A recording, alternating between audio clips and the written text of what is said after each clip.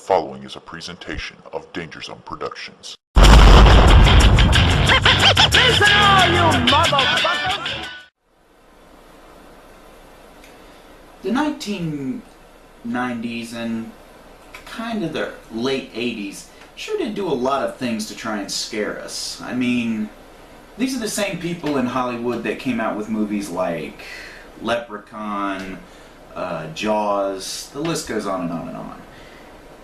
And to be honest, more of these movies made us laugh because of how ridiculously stupid they were rather than scare us. One such attempt they made to try and scare us was done so with worms. Yeah, worms. Try to put that into your thought process for a minute. But not just did they try to scare us with worms, but they also managed to snag Kevin Bacon and Reba McEntire for this fest. Let's see how they did. This is Tremors. This movie has got some of the most dramatic, over-the-top overacting I've ever seen in a movie, and that's saying a lot considering the films I've got. Not to mention the fact that most of the blood and guts from the monsters actually looks more like leftover lasagna rather than it does blood. And at the end of the day, you'll be asking yourself, how in the hell did this movie get a theatrical release? It seems like one of those DVDs you'd find at the back of the $5 bin at Walmart rather than a theatrical movie. But yeah, it actually was in the theaters. People paid money to come and see this. But it's true. Sadly, it's true. People actually did pay money to see this, and sadly, I paid money to own this. So let's take a look at Tremors, and see if it's any good, or if it deserves to be burrowed back under the ground where it belongs.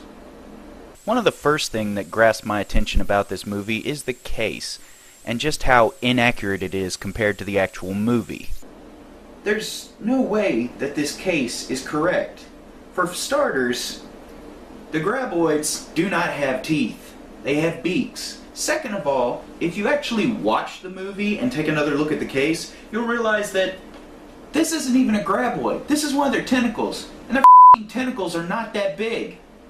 They don't even look that realistic. They look more like hand puppets in the movie rather than actual CGI monsters. Now, if they had actually had teeth like that, this movie probably would have been a whole lot more intimidating than it is. But instead, we get, well, rubber worms with little hand puppet tentacles that suck people up and eat them without actually showing them being eaten. It just sort of drags them underground where it's assumed that they're violently ripped apart and eaten. But enough about that, let's get to the flick. We're introduced to our two heroes of the movie, Val and Earl, played by Kevin Bacon and Fred Ford. And we're also introduced to Kevin Bacon's attempt to do a country accent. Burton had this places closer. Let's do their linoleum today and do the garbage tomorrow. En route to their next job, they come across a college student studying seismology in Perfection Valley, Nevada, named Rhonda LeBeck. Kevin Bacon's character is of course disappointed because she's not the voluptuous image of beauty that he was hoping for. What a vain prick. Once the boys get back into town, we're introduced to the other colorful characters of Perfection Valley. Like Melvin. He's the residential teenage douchebag in the valley. We're also introduced to Walter Chang, who some of you might recognize as the grandfather from the Three Ninjas movies, as well as Bert and Heather Gummer, played by Reba McEntire and Michael Gross. And Michael Gross's character of Bert Gummer is by far one of the best things to come out of this entire movie franchise. And why? Because the guy is a f***ing death machine, that's why.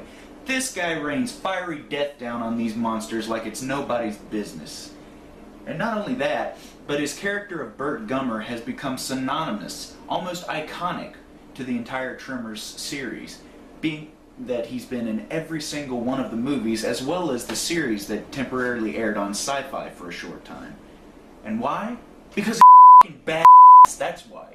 He's one of those iconic, unsung heroes of the horror movie genre that really gets kind of pushed aside from time to time, kind of like Bruce Campbell and Red Brown. Now you're probably saying, Danny, is the guy really that good? We'll see, we'll see. How close? So after getting sprayed with which I'm hoping is not an innuendo for the rest of this movie, Val and Earl decide to pack up and finally leave Perfection Valley to seek their fortune in another town. Hey, bring that vacuum cleaner for, man. I like this vacuum cleaner. Well, shit. But they don't get too far when they notice something strange hanging from one of the electrical towers. After a quick game of rock, paper, scissors, it's decided that Valentine will go up there and check out what it is.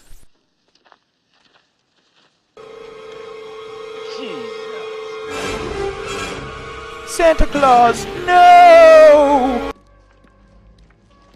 They also come across their friend Fred's house, where it looks like something just tore into his sheep like a fat kid on a cupcake. After searching his property, they finally find their friend Fred.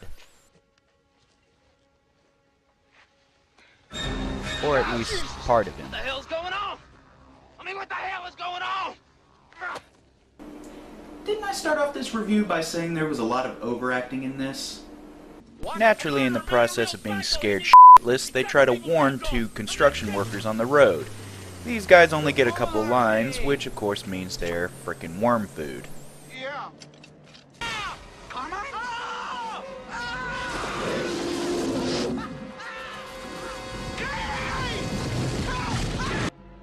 Once they realize the phones are out, Val and Earl are sent to the next over town to get the police, thinking that maybe there's a serial killer on the loose, when they find out that apparently those two construction workers are slacking off on their job.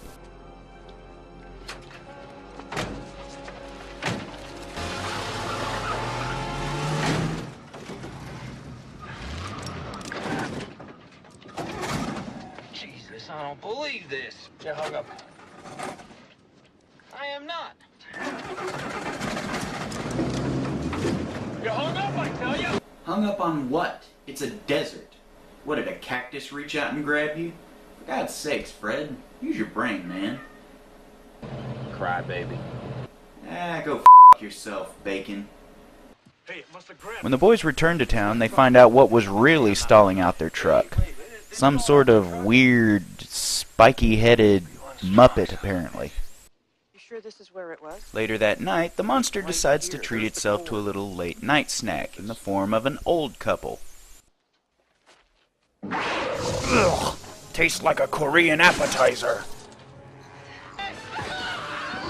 So yeah, while the old man gets sucked into the hole of off-screen death, his wife is left behind to contend with this Japanese finger puppet. Yes, hurry! Run to the safety and security of your Ford station wagon!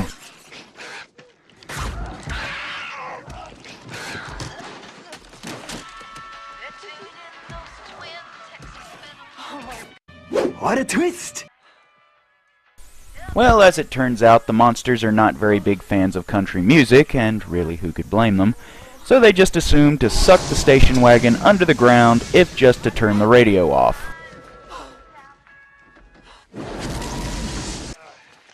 The following morning, since the roads are out, Val and Earl decide to try and ride to Vixby on horseback to try and alert the authorities to the trouble they're having in Perfection Valley. Say, it's been a while since we've had an annoying moment from Melvin. Where is that little turd? Okay, that part doesn't really happen, but don't you kind of wish it would? Along the way to Vixby, Val and Earl decide to stop and check on the doctor and his wife. I think they're in for a little bit of a surprise. What the hell are they? Shortly after that, they find themselves being attacked by the monster, in which case we finally get a nice up-close look at what it is that's been killing everyone.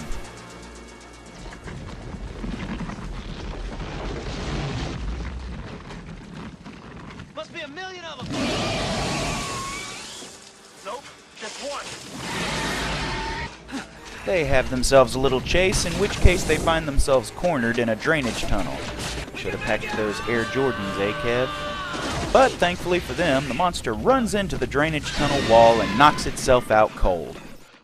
Called my. He's dead. Wait, what? Well, he killed him. We killed it. You!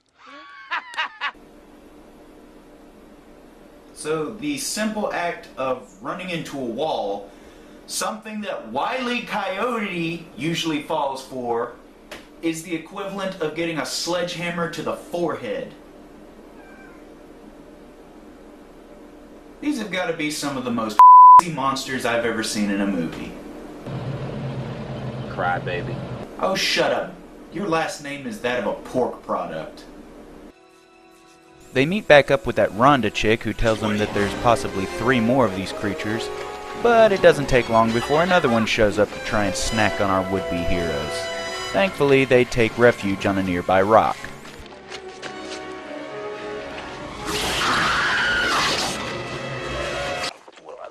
After flip-flopping around their own theories as to where the monsters came from, whether the government built them or they came from outer space, they come to the conclusion that even though the monsters can't see or smell, they must be hearing them, and that must be how they're hunting.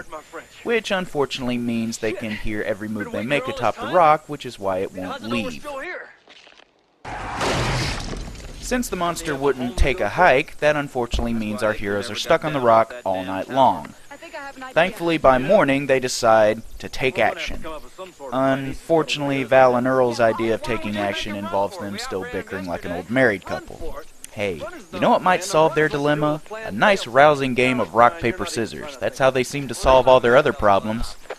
But thankfully, since they're not going to take any action, it's up to Rhonda, and I can't wait to see what kind of scientific ideas she has to escape this horror. God made you Einstein. You guys know how to pole vault!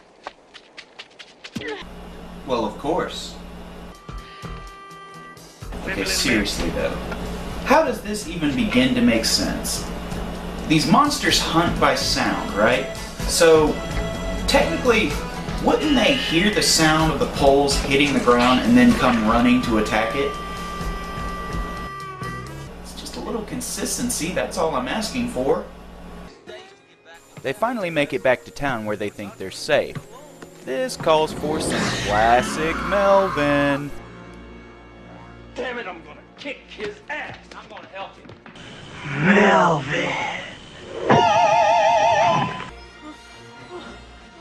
Melvin, get your... Peekaboo, mother. Get inside! Now remember, no noise, no vibrations. No unbelievably unnecessary overacting. No foreshadowing. Kevin. Luckily for them, the monsters instead decide to go eat the little girl on her pogo stick. This looks like a job for the Baconator!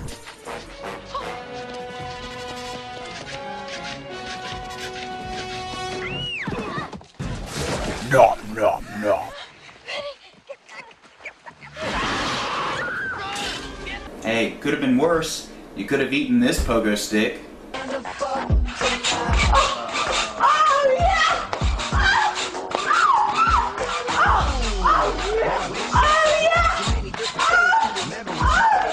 Then it would have tasted nasty and you would have had mouth herpes. Ew. And so as the monsters continue their attack on Perfection Valley, we partake in one of the most standard of horror movie cliches. That is that when shit goes down, women seem to lose the ability to run. As seen here with Rhonda tripping over this barbed wire. Good job. She's supposed to be the smart one in the group, people. Luckily for her, they've got bacon. Why is it I get the feeling that this isn't the first time Kevin Bacon has used that line to get a woman out of her pants? Hey, baby. After they manage to elude the monsters, they take refuge inside the general store.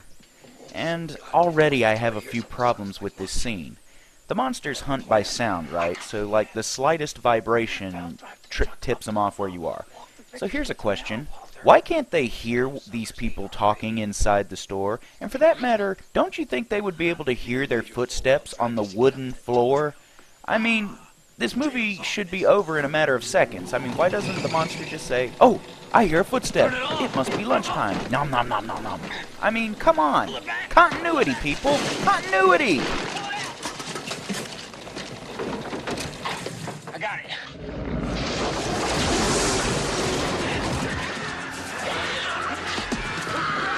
Well, that's what you get for drinking Pepsi.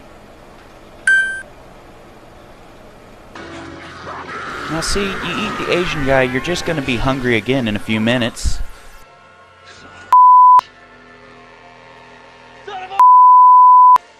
You rang? Could someone explain to me why it is this woman keeps choosing the worst possible places to go when these monsters are attacking? She's supposed to be a scientist, isn't she? I mean, don't you have to be kinda smart to be one of those? Sheesh. And she's supposed to be the smart one in the group. Kinda makes you wonder how she'd react in other situations. Oh my god, it's a shark! Knock, knock, knock.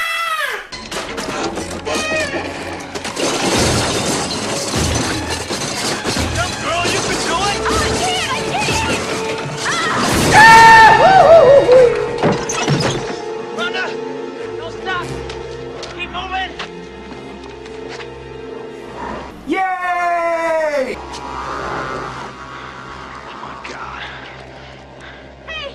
Boom! So, let me see if I understand this correctly.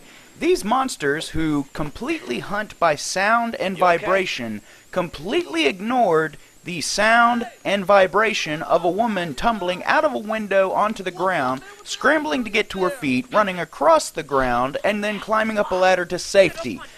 How does that begin to make sense? Continuity, monsters! Learn it, apply it, stick with it! You overgrown, mutated dog turds! We'll talk later, okay? That plot hole aside, Bert and Heather return only to have the monsters turn tail and come after them. Something's wrong. Bert, Jesus Christ! Get up on your roof. The things, they're under the ground. They're bigger than we thought. They're huge. They're coming right after you guys. They're coming right now.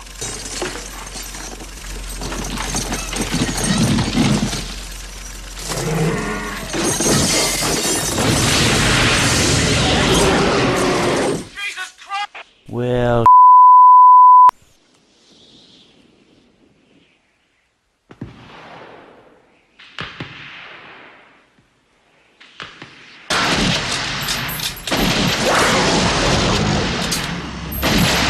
Oh yeah, that's right, it's go time! Come on everybody, let's get 'em!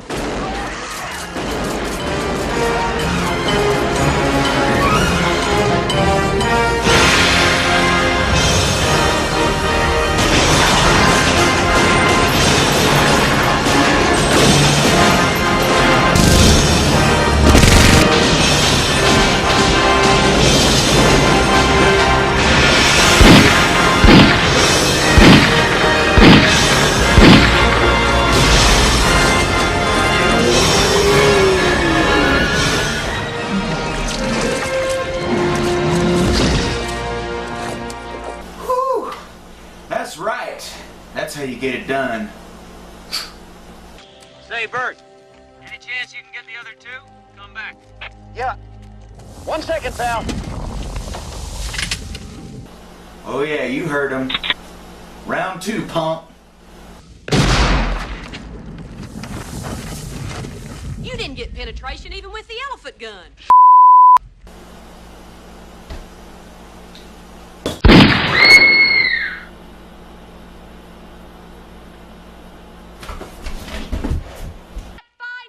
while the boys sit on top of the roof trying to formulate a plan to escape the monsters are, well, formulating their own plans on how they're going to reach their snacks for today. But unfortunately for one resident, the monsters also figure out that mobile homes are not very sturdy.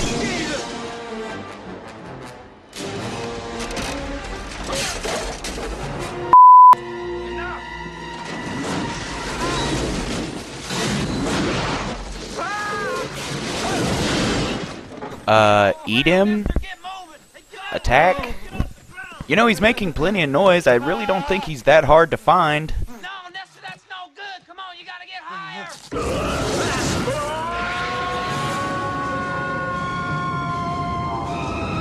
Oh no, they ate Melvin's dad, uncle, person, maybe. Wait, man. You know, they never really do tell us who exactly are Melvin's parents in this movie. I mean, surely the kid doesn't live by himself, right? With their options limited, Earl finally comes up with the idea of using the bulldozer to just roll right out of perfection. There's just one little problem. In my trailer. His tires are flat. Doesn't matter. That cat can pull anything. Well, all right. We just roll on out of here. We've got a plan.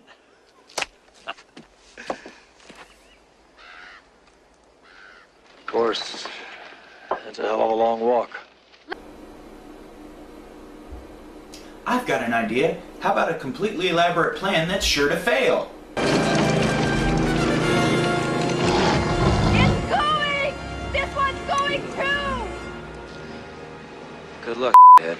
Don't worry about me, jerk off. Our hero, ladies and gentlemen, a complete douche with a side order.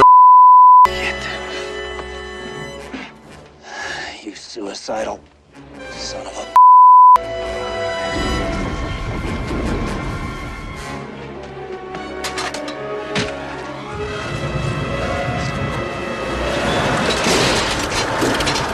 Oh my gosh, you're completely rushed and half plan failed. I never would have seen that coming. But thanks to a distraction by Rhonda, Bacon manages to get to the tractor and rolls through Perfection Valley, picking everybody up to make their way to the mountains. Food for 5 years. 1,000 gallons of gas, air filtration, water filtration, Geiger counter, bomb shelter. Underground monsters. Okay, go ahead, Bacon. Cry, baby. Thank you. Moving on. So for the most part, it looks like our group is going to make it safe and sound to the mountains and finally escape the Graboid menace, when suddenly this happens. Apparently the monsters have been taking trap-making courses from Team Rocket. With no other options in sight, they decide to make a run for some rocks, because apparently these monsters can suck down houses, cars, and now bulldozers, but they can't submerge rocks underground. There they go! We're not getting off this rock. Well, we're not gonna pole vault out of here. That's for damn sure. Then why the f did you want to come to the rock in the first place? First you were all, oh, we gotta make a run for the rocks, it's the only safe thing to do. And now you're all like, well, we're screwed. Way to keep up morality, guys. After being trapped on the rock for God knows how long, Bert's suicidal tendencies gives Earl an idea on how to finally beat the monsters. But the question is, will it work? 15 seconds, please. All right, get back! Good, now.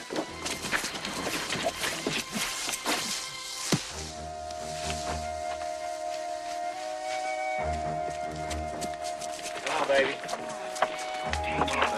Take it, take the bait.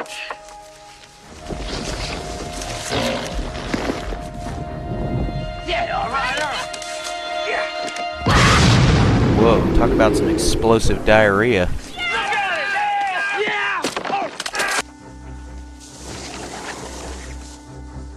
On lunchtime, slimehead. Yeah! Hey! All right, get down! Guess again, Bacon. Oh my God, he's Get back! Get back! Run! Bert, get up, come on!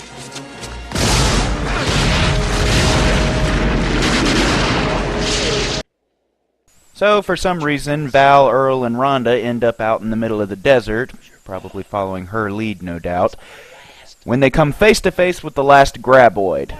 But Bacon says this one's not like the other ones. This one is actually smarter.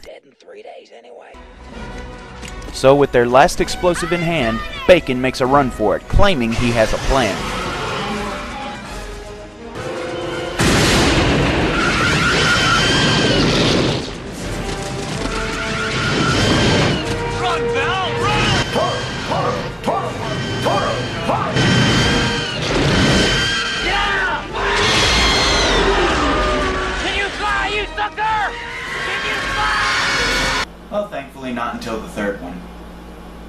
which you'll never even be in. And so the monsters are defeated, the people of Perfection Valley are safe, or at least until the sequels come out, and of course, how else could we end but with Rhonda and Val sharing a kiss? How cheesy can you get? And so that was the movie Tremors. How does it hold up? Well, out of the entire series, I'd have to say the first one is definitely my all-time favorite. It's got actual stars, it shows Michael Gross being the kick-ass character that we know and love. Not to say that he's not kick-ass in the other movies, it's just, this one seems to have the right amount of action, but not rubbing your face into it. While it is true the monsters are, well, not scary, and most of the time are inconsistent with how much of a threat they are, it does provide enough of an action-based premise to keep you interested. For that, I'd give it a watch. It's definitely worth checking out, if just for the nostalgia value. And well, that about wraps it up for me. Until next time, I'm Dangerous Danny South, and I'll see you guys later, right here on the Danger Zone. Until I have one. I'm just trying to make a living watching everybody else having fun. Well, I don't miss much if it happens on the dance hall floor. Mercy, look what just walked through that door. Cry, baby.